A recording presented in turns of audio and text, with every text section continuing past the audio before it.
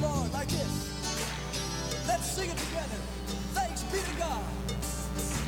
Thanks be to God who leads us in his triumph. Thanks be to God who's got the victory. Thanks be to God. Come on. Who leads us in his triumph. Thanks be to God who's got the victory. Thanks be to God who leads us in his triumph. Oh, thanks be to God who's got the victory. Yes, he does. Thanks be to God who leads us in his triumph. Oh, thanks be to God who's got the victory. We have overcome the world by the blood of the Lamb, and loving not our lives even unto death. The word of our testimony tells the world about his love as we shout into the nations. He's coming back. Oh, he is coming back. Shout it out now. Thanks be to God who leads us in his triumph. Thanks be to God who's got the victory. Thanks be to God who leads us in his triumph. Yeah, thanks be to God who's got the victory. Through the blood of our Savior, we are set free from the curse. Jesus is the one and only lasting sacrifice. He has conquered Satan's power. No more shall we be ashamed. Just as he defeated death, we shall never die. No, we shall never die. Oh, thanks be to God who leads us in his triumph. Yes, he does. Thanks be to God. Thank you, Lord, who's got the victory. Oh, thanks be to God who leads us in his triumph. Yes, thanks be to God who's got the victory. Thanks be to God. Come on, clap your hands. Who leads us in his triumph. Whoa, whoa. Thanks be to God who's got the victory. That's right. Thanks be to God who leads us in his triumph. Thanks be to God. Oh yeah. Who's got the victory. I believe it. He's got the victory. Got it in his right hand. He's got the victory. Well, that was Brother Randy Rothwell leading the way with Thanks Be to God, and it's the season. You're listening to Afro Voice Radio. We're coming to you live from Fairfield, Ohio, where we are located, and I have with me in the studio right across from where I am sitting. I'll let them introduce themselves. My name is Emmanuel Elendu, And you are the pastor of. pastor of RCCG Dominion Center, right there at Rhode Island Avenue in Cincinnati, Ohio. And on my left, It's Pastor Okai from Dominion Firehouse Chapel, located at Forest Park, Ohio. well, dear listeners, if you want to be a part of this contribution, we're talking about Thanksgiving. And you know, America just celebrated its annual Thanksgiving celebration. So if you want to be a part of it, you can call 937-660-4646 and be a part of the conversation.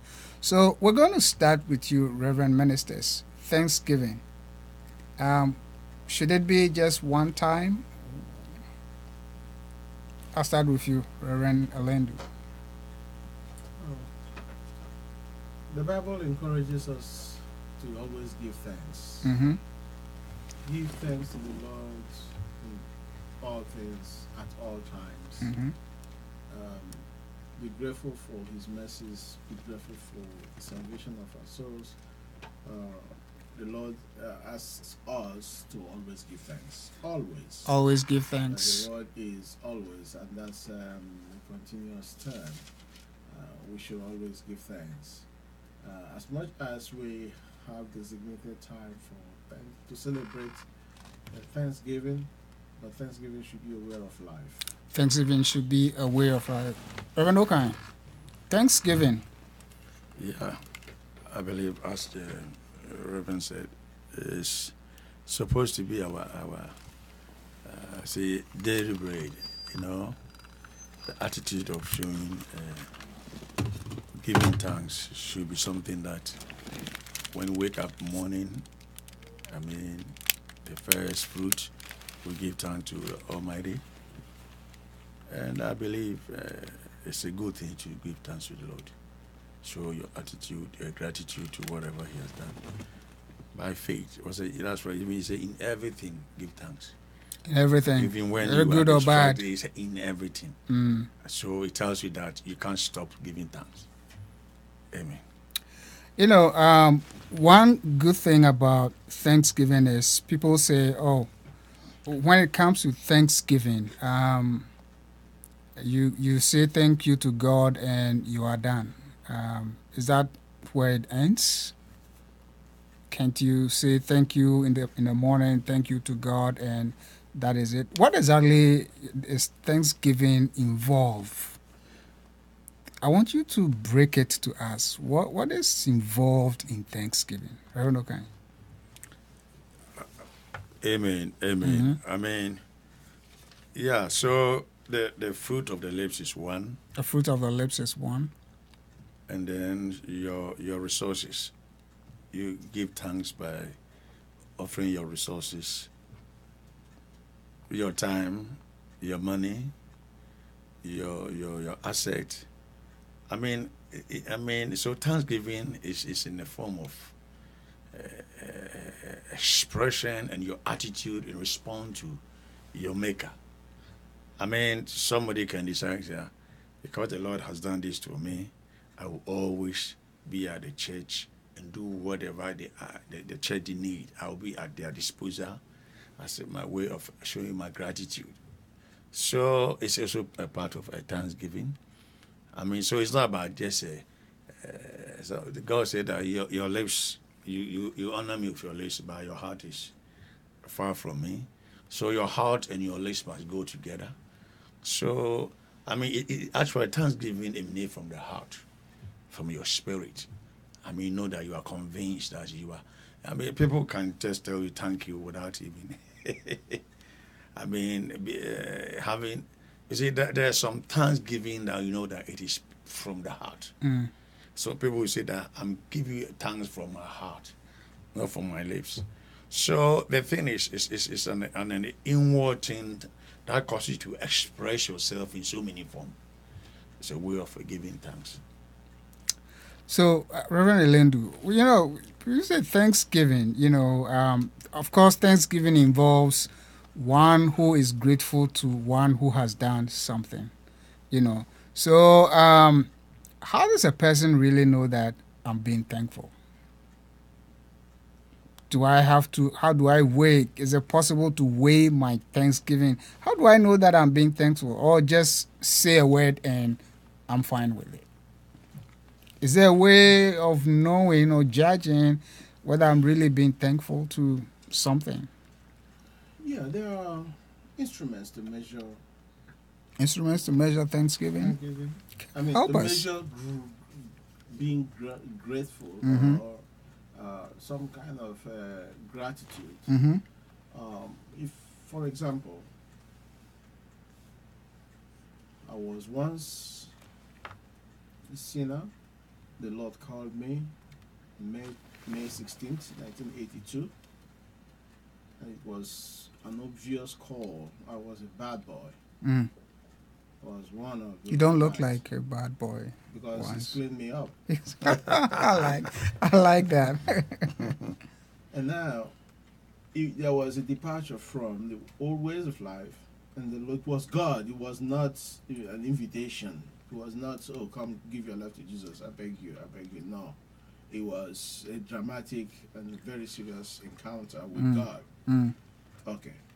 And now, I turn around to, as I have seen the change, I have seen the benefits. No more go with the gangsters. I no more throw wine parties I used to. I no more. The terrible things. Now there is a change. Now for me to appreciate this change, I have to do something. So there's a way to measure whether I am really grateful. The fruit of the lips is good, but there is a part of me that should invest or should express how the much or the good has been done to me towards God and His church and the community, and I should do something to express my gratitude. And that's why I like the way it's put is thanks. Thank God, thank humanity, thank somebody who has done something good to you. And then give. There should be a pattern. There should be a release for what has been done to me. There should be something that's coming out of me, out of my resources, out of my energy, out of my intellect, what I have learned, out of my skill set, to invest maybe in the other party or in his scheme or program, in his, call it kingdom. And then that's a way of measuring how far I have. Take example of Paul in the Bible. You know, he devastated the church. The only way we could measure his gratefulness is by what he did. So we don't just say thank you with the mouth with our lips. We also give. We also reinvest. You know, and that's reinvestment. That giving part is a measure. How much? How deep? How we can get our hands into our pocket to bring out a part, not part up, not let it go deep and you pull something tangible to say, hey, this somebody on onlooker will say, this guy is really grateful. Look at what he's parted with. And then when you on the inside, you'll be telling the people also, hey, I have not really done much compared to what I have been blessed with. But there should be a pattern. There should be a giving. You know. So the magnitude of the thanksgiving depends on the magnitude of the giving. Not really. The thanksgiving should be a thing of the heart. Okay. The magnitude of what has been given may not really measure up to what's been done to the recipient, but it is an indicator that this guy is grateful. He may not pay back. In fact, nobody pays back for his salvation. Nobody can ever pay back for all that he has received. But it is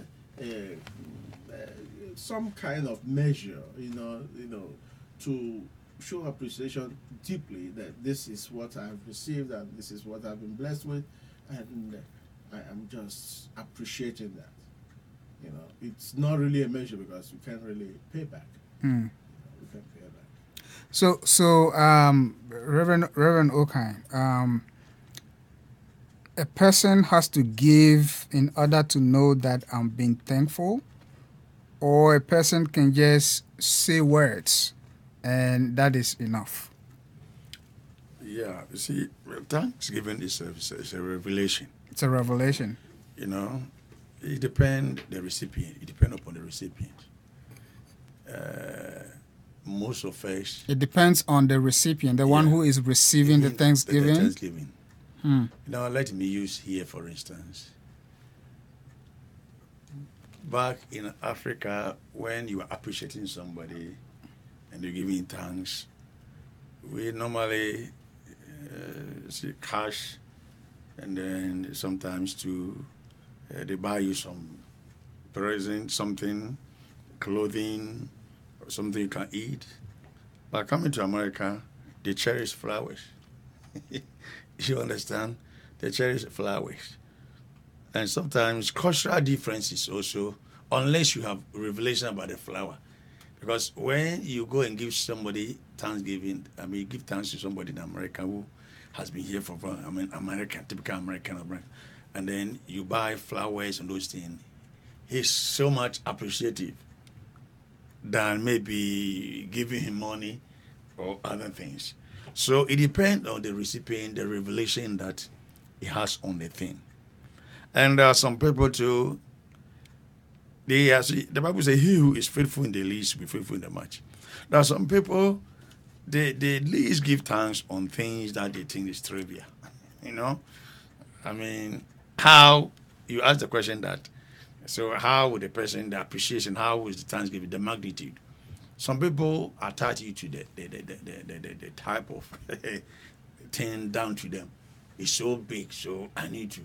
But other people who are also grateful, least things they will give thanks.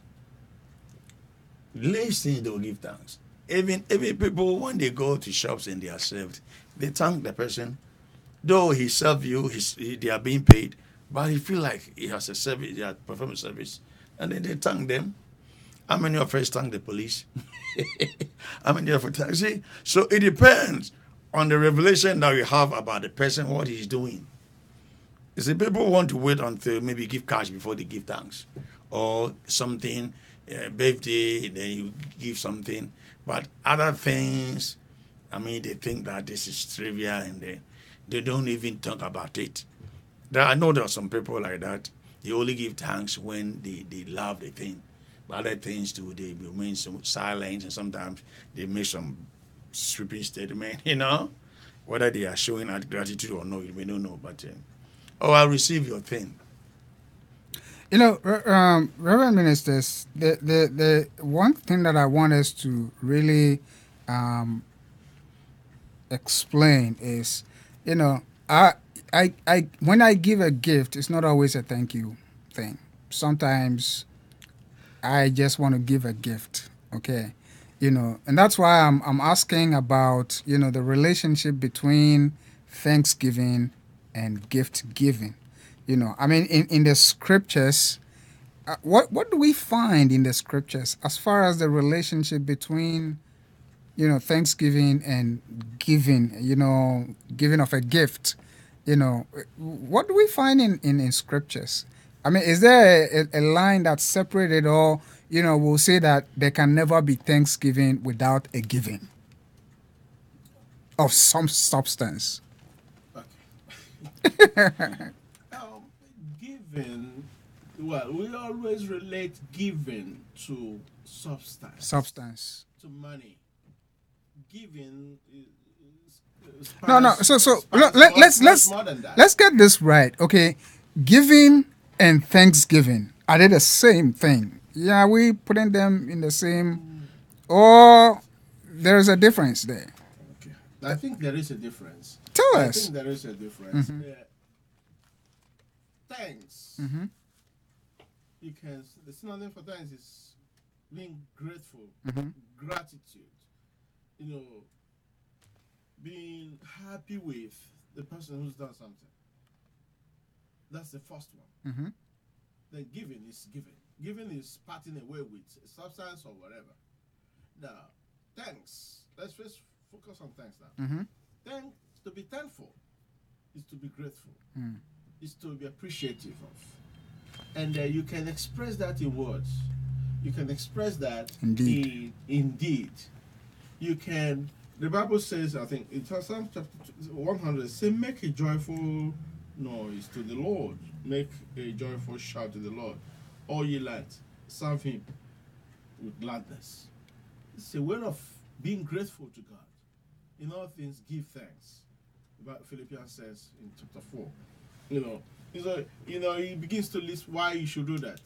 We are a people of his pasture. We have received mercy. We have obtained mercy. We have, So we should be grateful. We should, in our hearts, we should develop this attitude. It is an attitude. It should be a lifestyle of being grateful. That's the foundation of it all. That God is so good to me, and I should be grateful to him. So gratefulness has to go with some action? Now when you have laid that foundation, you don't just sit, doing nothing. That's my own way of looking at it. You know, that is the point that I want us Some to. people can get settled in just being grateful, just thanking the person that has done them well. You know, just it's from a sincere heart. Some people write notes. Some people are just they express joy, they beam with life for what they have received. They are being thankful. Now, a step further, you can part with something if you have it, but if you don't have it, you end up with being grateful, being happy with the person that has done you good, just having a good romance and a good fellowship, coming around him, and thank you, appreciating what he's done. You don't have anything to give. That is the foundation for thanks, being grateful. Now, to give is just to, out of the abundance of what you have blessed me with or what I have, I am showing appreciation. I am just saying thank you. You may not actually in the palace of Thanksgiving, you don't really pay back full price of what you've received. You only appreciate in a small measure what you have, what has been done to you. So giving is not an equivalent of what you received. It's just, I appreciate it. But some people don't have it, but they are so grateful. They are so consumed in the person that has done them well. For example, the President of the United States does you the earmark something to your community, and you are so grateful, and this is a man that is rich. What will you give him? What on earth will you give Donald Trump to pay? He already him back? has everything. He's got money. So the best thing is, you pick up a phone or you pick a card and write some nice things and express your gratitude. Use the same thing with God. What will Psalm chapter 50 tells us? If God were hungry, he will create food. He will make himself happy and feed on the cattle on 1,000 hills and all that. What will we give God? God is already rich. So he just needs us to be grateful, to be sincerely appreciative of what is done. Now, you made a comment that I want to jump on. Okay, so can we equate thanksgiving to God to thanksgiving to man? Reverend, okay. Can we equate our thanksgiving to God to our thanksgiving to man? Or there has to be a distinction? Your thanksgiving to God must be different than your thanksgiving to man. It depends. Be thinking about what you would say about the same question. That's to say, it's a revelation. How you coin your words. Now you can give thanks to a person, but indirectly from God. Thank you for God using you to bless me. But some people want to receive. I So- did it for you. Because you see, God is good God. That is good. So whatever good that you receive, we know is from God, unless the person have a ulterior motive that the enemy can also give something for. So, I mean, the person who is giving thanks, the mindset of the person, because people speak in a way that even God, like the man, that's why Paul said that all things are yours. So do not boast in men. Do not glory in men. That means you should not be saying that because of this person that got this, because all things God has given to you. No man has anything. So biblically, when we are talking about thanksgiving, it belongs to God. It's God who touches people's heart to do good. And God always works through man. God will never, somebody can do a miracle, but use men to bless us. I mean, how can somebody be there and say that, let me bless this man with this car? It's God who attached that person's heart. So when I'm blessing this, what I will say, that, oh, thank you very much, thank you for God touching you to bless me. Or So every thanksgiving must route through God. Yes, Or the person can say, oh, thank you for your gift. Thank you for your gift. But the person, sometimes you give thanks to people and say, some people, when I do something, oh, thank you. I say, give thanks to God. This is what I say. Some people will just receive it. But you, who is giving the thanks, knew is that God who worked through this man to give you that. So if that's your mindset, it doesn't matter whatever you said to the man. You know God is the supreme. The most thing go to him. So it depends the person's revelation or mentality. That some people think that, oh, I didn't know be this man. Yeah, let's thank this man. Let's thank this man. For all you know, God touches that man. Some people. So, Reverend, are you saying that it's okay for me to say, you've given me a new laptop, for instance. I was in need of a laptop, and you give me a laptop. I don't know whether God touched your heart, but definitely something happened. Okay, so then I stand in front of you and I say, "Oh, thank God for the laptop. You are saying you are telling me thank you for the laptop. No, I say thank God for the laptop. Is that correct or is wrong? Oh, talking to me, I gave you. You gave me the laptop and I say thank God for the laptop. Thank God for the laptop. So look at the statement. You see? So the person should allow himself for God to use him. So why don't you say that, oh, I thank God for God using you to bless me? No. So what I'm saying is it proper for me to say, oh, thank God for the laptop? Thank God is you didn't complete this. It's not. I didn't complete it. I mean, you have to bring the person in the line, because some people are touched and they don't do it. Some people hear that go and do this and they refuse. So being thankful to man is important. It is so important. What do you think?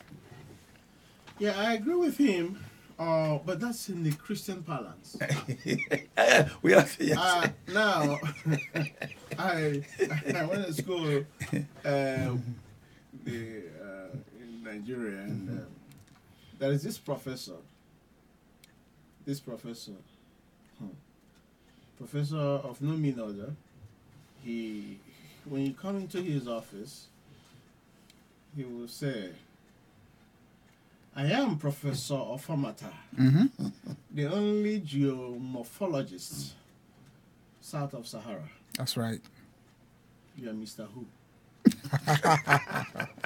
And now, such a person gives you a laptop. You better thank him. He does not recognize God, neither does he want to. I believe, but now he must have maybe made peace with God. We pray to God for now, that. He gives you a laptop. You better say, thank you, Professor Famata, for giving me a laptop. In his own world, yes, God is not in the equation. Yeah. Though it is out of ignorance that he does not recognize God. So proud, so full of himself. I remember that night. So, depending on where you are and the context you are dealing with, you better thank the person who has given you this the gift. But the whole truth is that it was God that orchestrated the giving. And so when we are appreciating the person that has been used physically to give us something, we should also appreciate God who touched his heart to give it to us. And because there are so many, even many Christians who have been, God has spoken to bless somebody. They knew it, but they said no. They walked away. And when they do such, what do you say? It never came to be. They never gave out such things. So such efforts by heaven to bless humanity is frustrated. And so that never took place. So the human factor, or no, the human being that was used to bless the other person should be thanked. But let's now talk about something very important, is dear to my heart. Thanks to our pastors. You are pastors in the house of God. How would you measure your congregation's appreciation to you in the area of Thanksgiving? I mean, just give me a ballpark number. percentage, how would you evaluate your congregation's appreciation of you as a pastor in the area of thanks? I think I started with that. Would you say 100%? Would you say 50%? Would you say 20%? Just give me a I ballpark. give you a scenario. Mhm. On the 14th of October last month, the church rose up. Sometimes I overlook a lot of things, and this Sunday morning I overlooked a lot of things. It was, food, not everything you need to know about. So I went about doing other things and not knowing that they were planning a surprise pastor's appreciation there for me.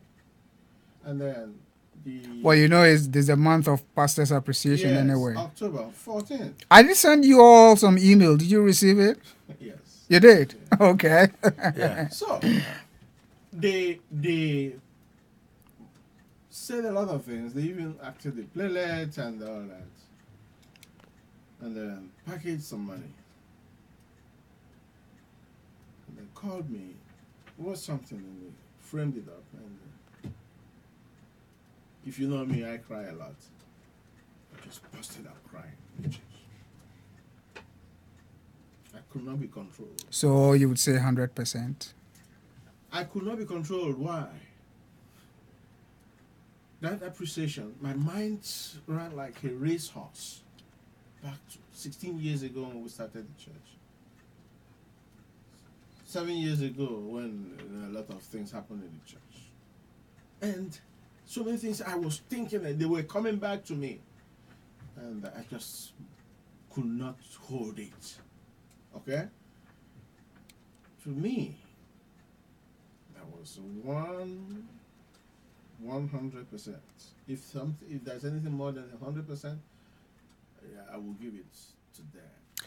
Reverend Okai, as a pastor, how would you measure your church's appreciation of you as a pastor in the area of Thanksgiving? Oh, I mean, I will give them 100% for the fact that they remember. You don't want them to look bad in the sight of listeners? Oh, I mean, no, really, but day and night in the testimony, they appreciate. Yeah, I appreciate it. They appreciate. So, I mean, for them to acknowledge that thing, I mean, it's a good thing. Your congregation really acknowledges Yeah. you Oh, yeah. and things. Now, I ask this question because I'm going to ask another question. When Jesus Christ healed the 10 lepers, when he saw them, they cried unto him and he said, "Go show yourself to the priest." And the Bible says, on the way, they were cleansed. But one of them came back to appreciate the Lord in worship. And that one was a stranger, which tells me that the other 9 were Jews. Okay? I mean, that follows. So my deep question is, what makes some people unthankful? Have you thought about that before? What makes some people unthankful? Let's start with you, Reverend Okai. Yeah. What do you think makes some people unthankful? I believe this word will help us. Let's look at Romans chapter 1. And especially the fact that the Jews who got the healing from the Jew did not come back to thank Jesus, but the stranger rather came back. Yeah. So what makes people unthankful? You see, let me start from the 18. You see, for the wrath of God is revealed from heaven against all ungodliness and unrighteousness of men, who hold the truth in unrighteousness. Because that which may be known of God is manifest in them, for God has showed it to them. For the invisible things of him from the creation of the world are clearly seen, being understood by the things that are made, even his eternal power and Godhead. So even the atheists don't have excuse. He said that everything that, if you come here, they give birth to you. that should know that there's a superpower he has given. Now look at the 21. See, because that when they knew God, they glorified him not as God, neither were thankful, but became vain in their imagination, and their foolish heart was darkened. Professing themselves to be wise, they became fool, and changed the glory of uncorruptible God into image made like corruptible man, and to the bird and the four-footed beasts and creeping. Wherefore, look at 24. God also gave them up to uncleanness through lust of their own heart to dishonor their own bodies. And see, so that, because who changed the truth of God into lie and worship this and serve the creatures more than the creator, who is blessed forever. So, you see, when you acknowledge your maker, you see, because they fail to recognize him, he also gave them up. There are some people that that is not in them. So the attitude of greatness, gratefulness, come from the love of God. If you know that somebody created you, you see, everything that we do for our man or our brothers is a reflection of what we have for God. That's why I say that even if you say you are in me and you hate your brother, you don't love your brother, you are a liar. Because when you know me, all these things will be given to you to respond. So all those who are ungrateful, those people always have problem. Ungrateful people always criticize, always do all. So it's just an ungrateful spirit. Exactly. So God said, give them up, because they did not glorify. See, so all those who give thanks in this small things. How can a person just be ungrateful? Is there a cause? All right, Lendo. Is there a reason why somebody would be ungrateful? Yes, there are reasons. When a man has uncensored expectation, What is that? his expectations are beyond reach, and he expects his pastor, his church, to do the things that are beyond the ability of the church and the pastor. So the pastor, in his own assessment, is performing below expectation. He's not measuring up. So whatever the man of God does, he says, he begins to compare him with another man. He is not grateful for what the man does. When His expectations are too high. too high, and that happens in marriage too. You got too high expectation. Sometimes we have to talk about, Thanksgiving in marriage, appreciation in marriage. So that affects a man's attitude towards his pastor. And then when people don't get born again, I keep on going back to being born again. Today, churches are filled with people who want to have the warmth of their brothers who speak the same language. They want to experience some fellowship, some comradeship. They're not really born again. They're not born again. And so when a man, how can a born again man how can we fit him into Romans chapter 1? I don't think it's possible. They sneaked in. They mixed multitudes of we'll find in Numbers chapter 16. They crept in to discover our liberty.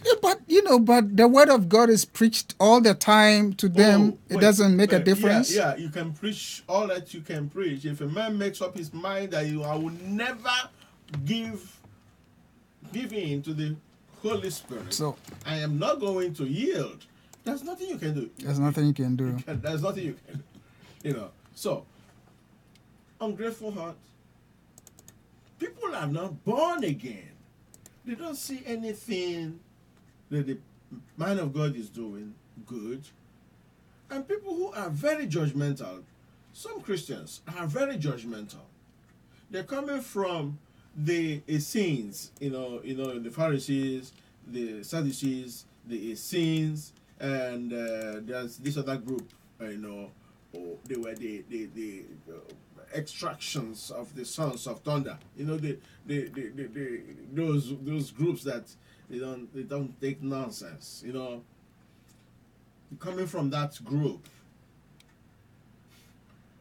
you are always seeing everything as must be perfect.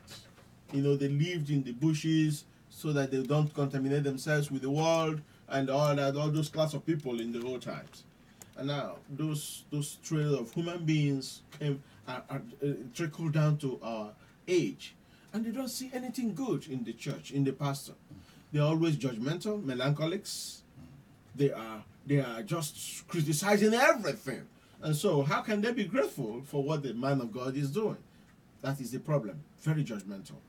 You know, not born again, judgmental, and high expectation. Those are the points I can render why people do the things they do. So let's look at these two groups of people. The Jews who belonged to Jesus did not come back to thank him, but the stranger who was outside of the confederacy of Israel rather came back to thank. Is there some level of why would that happen? Because they are all in the church, okay? These are people that belong to Jesus' own tribe. You know, is there any message in that particular scripture for us? Let me take it. I like this one. That is, the Bible says that the prophet is not usually accepted in his hometown. Mm-hmm. And then Jesus, they were too used to Jesus. And so they called him the son of a carpenter. We know when this boy was growing up, you know, when we knew his father Joseph and all that.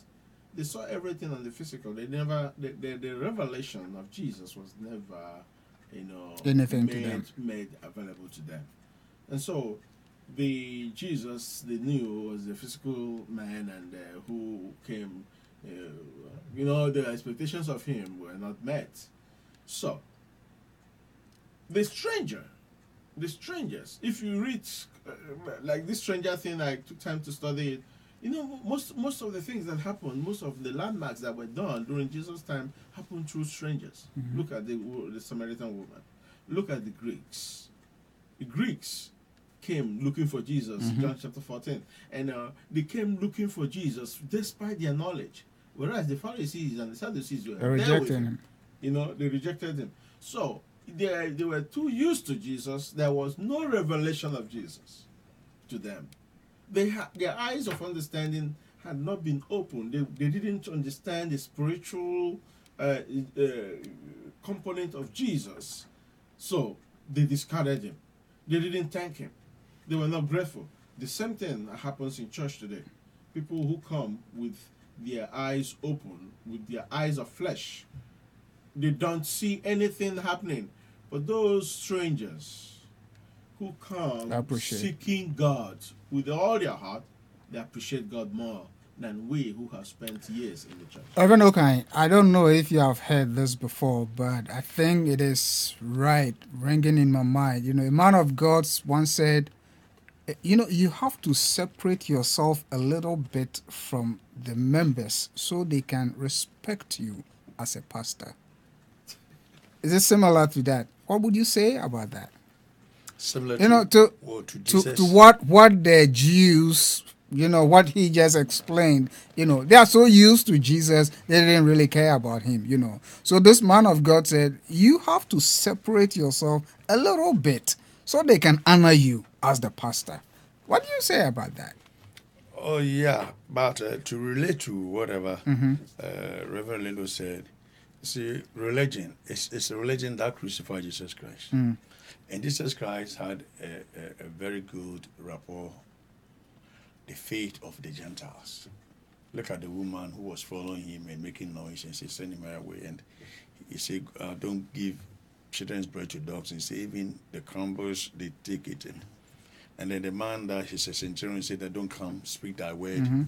You see, it is easy for the Gentiles who have never received the law to receive Jesus in the pure, like the woman. There are so many things in the Bible that you know that, but the Pharisees and the scribes and the so we have it as I said this time that when you have people who have been to other churches before and they could not stay, these people they are worse than people who don't know Jesus. They come as a new believers. They are able to respond because those people they think they know, and sometimes they don't believe what you do because they have been in churches and then so religion itself.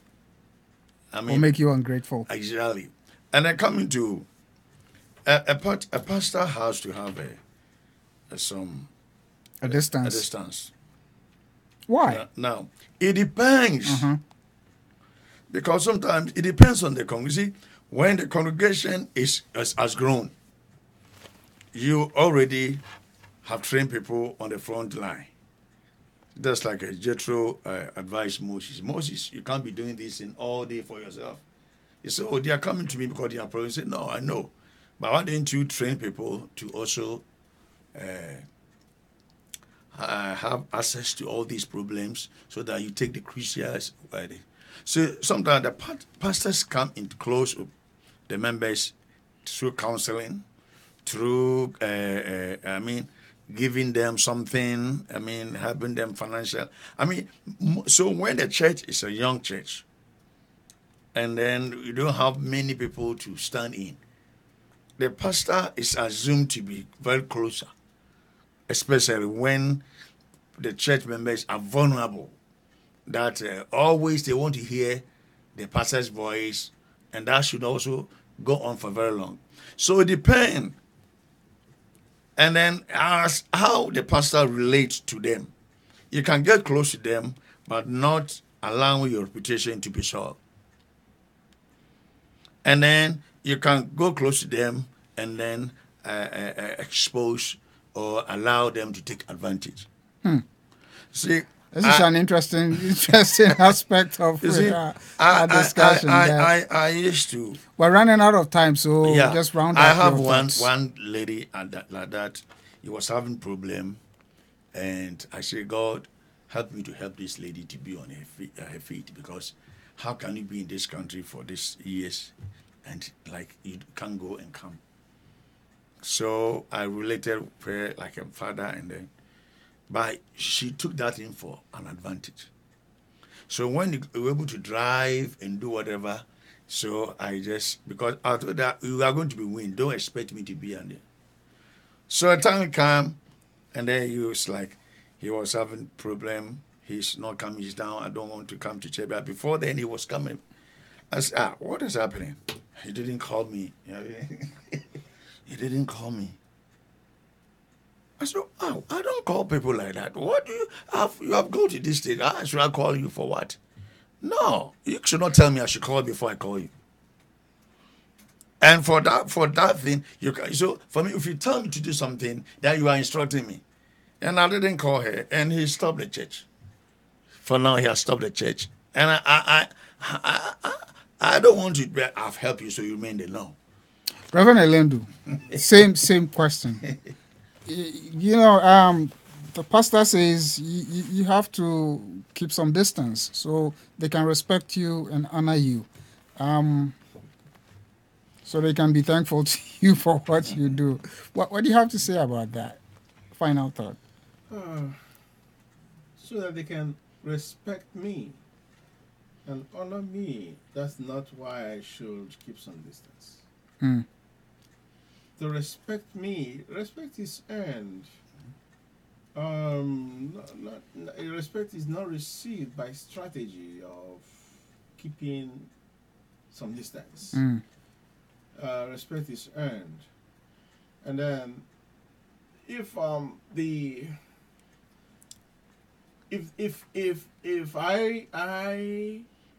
should get close to the people. I get close to my people, my brethren. But if getting close, because I'm very sensitive and I read both the lips and the eyes and everything. And I don't forget. That's the problem I have. I don't forget. And you take advantage. Just one flash, I will understand it all. And I'll give you some. Hey, listen. I was telling a story of how I put some people in their place. I wanted to help them use part of a facility to, to do a business and all that. And they thought that they could rule my life. Hey, yeah, cancel that. Cancel it in me. And they cancel it. Well, And so what I'm saying is, there should be, as much personally, I don't create barriers. I live an open door policy, but you better behave yourself after I have taught you.